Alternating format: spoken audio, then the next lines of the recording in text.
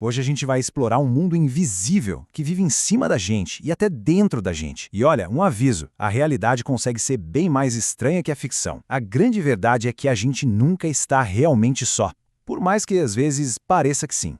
Pois é, já parou para pensar nisso? Mesmo naqueles momentos em que a gente se sente na mais completa solidão, nosso corpo na verdade está fervilhando de vida. É como se fôssemos um planeta inteiro para uma infinidade de organismos. E olha, alguns desses moradores são, digamos, bem peculiares. Então, dá uma olhada nisso aqui. Este é o Demodex. Sabe o que ele faz?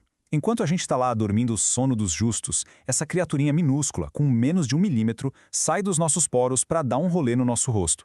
É isso mesmo, um verdadeiro viajante noturno passeando pela paisagem da nossa pele. Mas calma, respira fundo, não precisa sair correndo pro espelho não. Esses ácaros não são os invasores do mal. Na verdade, eles são tipo moradores fixos, sabe? Fazem parte do ecossistema do nosso rosto. Bora conhecer um pouco melhor esses nossos pequenos inquilinos. Eles se adaptaram super bem à vida com a gente. Existem duas espécies principais, né? A Folliculorum, que gosta de morar nos folículos dos nossos pelos, e a Brevis, que prefere as glândulas de gordura, um pouco mais no fundo. E o que eles fazem? Basicamente uma faxina. Comem o sebo, as células mortas. Na imensa maioria das vezes, a gente nem sente que eles estão lá. São super discretos. Então, esse caso do Demodex já abre uma porta para uma discussão bem maior, né? O que define esse tipo de relação? Para a gente conseguir entender esse nosso ecossistema pessoal, a gente precisa primeiro entender as regras do jogo do parasitismo. Bom, a definição é bem direta ao ponto.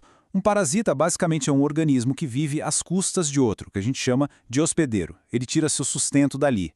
Mas um detalhe importante, essa relação nem sempre significa doença, tá? Já já a gente vai ver isso melhor. E do outro lado da moeda está o hospedeiro. É o ser vivo que serve de casa para o parasita. Dá para pensar que, por parasita, o hospedeiro é tipo um resort all-inclusive. É casa, comida e ambiente, tudo num pacote só. E aqui a coisa fica mais interessante, porque não existe um tipo só de hospedeiro. Primeiro tem o hospedeiro definitivo. Pensa nele como o endereço final do parasita, sabe? É lá que ele vira adulto e se reproduz. Depois vem o intermediário, que funciona mais como uma creche, um lugar onde o parasita passa sua fase de larva. E por último tem o paratênico, que é como se fosse um táxi. Ele só transporta o bicho, sem que ele se desenvolva ali dentro. Ok, mas como é que o parasita faz para pular de um hospedeiro para o outro? Muitas vezes ele não vai sozinho. Ele pega uma carona, e essa carona é o que a gente chama de vetor. Geralmente é um inseto, um artrópode, que funciona como um verdadeiro serviço de entrega de parasitas. E a gente conhece bem alguns desses entregadores, né? Mosquitos e carrapatos são os exemplos mais clássicos. O mosquito que transmite a malária, o carrapato que pode transmitir várias doenças, eles são peças-chave para que muitas dessas doenças parasitárias continuem se espalhando por aí. Beleza.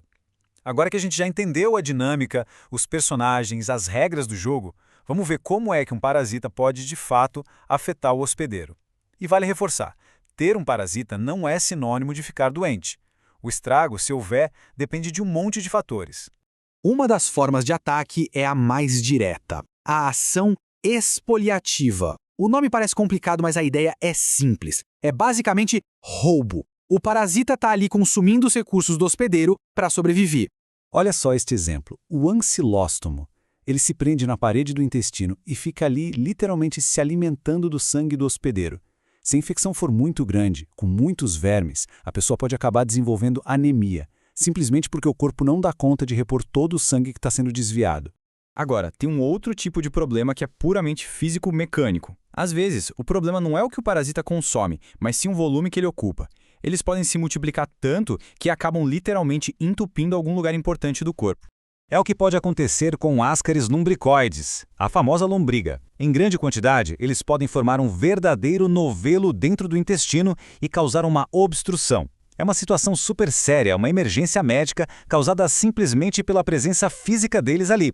Tem também a ação traumática. Nesse caso, o dano é direto, é físico. O próprio ato do parasita se mover, se fixar ou se alimentar acaba machucando, lesionando os tecidos do hospedeiro. A leishmania, por exemplo, causa aquelas feridas bem características na pele, porque conforme ela se multiplica e se espalha, ela vai destruindo as células no caminho. É um dano direto, um trauma que acontece em nível celular. E por fim, Tem parasitas que são mais sofisticados. Eles usam uma espécie de kit de ferramentas químico para invadir. Eles produzem enzimas que conseguem dissolver as barreiras do corpo e abrir caminho. O esquistossoma, que causa a esquistossomose, é craque nisso.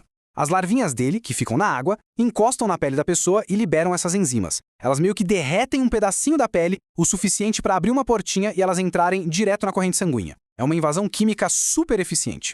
Bom, depois de ver tudo isso, é muito fácil pensar no parasitismo como uma coisa 100% ruim, né? Um vilão. Mas a verdade é que, na biologia, as coisas são mais complexas. O parasitismo é só um dos muitos tipos de relação que existem na natureza.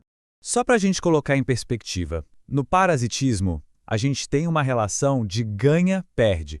Um lado se beneficia, o outro se prejudica. Mas também existe o comensalismo. Aí é ganha-empata. Um se beneficia e para o outro, tanto faz, não afeta em nada. E tem ainda o mutualismo, que é a relação ganha-ganha, onde os dois lados saem ganhando. A natureza é cheia dessas nuances. Isso tudo nos leva a uma reflexão final. Como é que saber de todo esse mundo oculto muda a nossa percepção sobre nós mesmos? A ideia de que cada um de nós é um ecossistema em movimento, um universo para incontáveis outras vidas. Será que isso muda o jeito como a gente se vê no mundo?